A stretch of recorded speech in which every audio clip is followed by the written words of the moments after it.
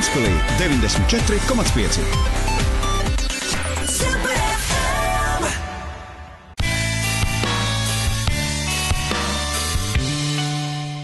Šogad starp 12 Eirovīzijas nacionālās atlases finālistiem iekļūsi arī jaunā dziedātāja Katrīna Vindere. Piedalīties Eirovīzijas dziesmu konkursā Katrīnai bijis liels sapnis, kas īstenojies daudz ātrāk nekā cerēts.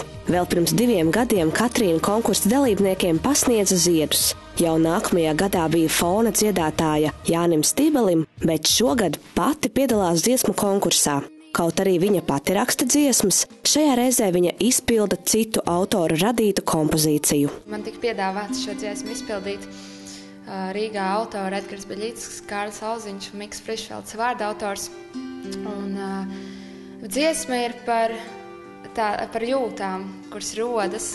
Tas ir tāds mirklis, kad tās jūtas ir, bet ir vēl tādas bailes viņas atklāt.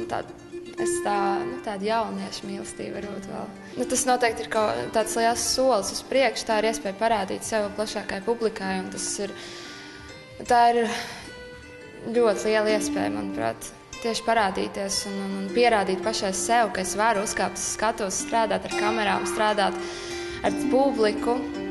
Tā ir tāda liela iespēja. Es ļoti priecīgi par šo iespēju.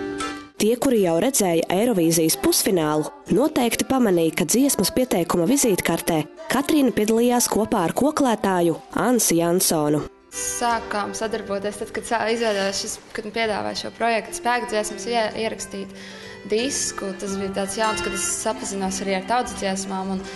Un Eirovīzijā tas noteikti ļoti palīdz, piemēram, vizītkartēm, jo tās tādas ļoti nozīmīgas lietas Latvijai un bija par ko stāstīt, un tas man pašai tūs tagad ir ļoti, ļoti iesēdēs sirsniņā, tā teikt.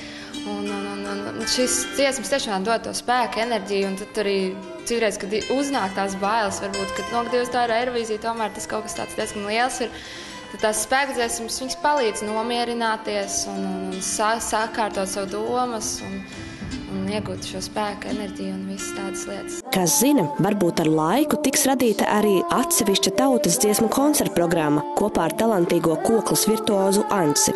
Pagaidām mums vēl nav tādas nekas, vai ne? Jā, pagaidām nav nekas, bet es domāju, ka skan labi un...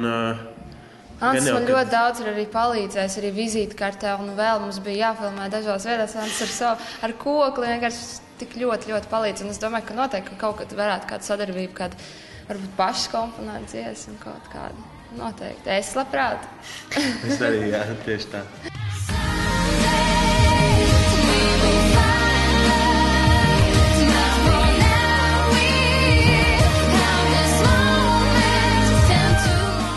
Neilgajā laikā starp Eirovīzijas pusfinālu un finālu Katrīnas izpildītajai dziesmai Moment and Tomorrow tapus arī akustiskā versija un mūzikas videoklips, kas jau nodots skatītāju vērtējumam.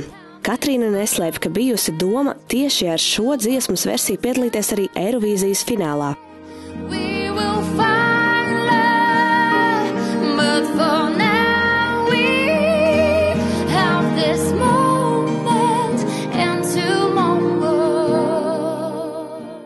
Tiesa, kāds izskatīsies Katrīnas Vinderes priekšnesums Eirovīzijas nacionālās atlases finālā Ventspilī uz Teātra nama Jūras vārti skatuves, uzzināsim jau 22. februārī.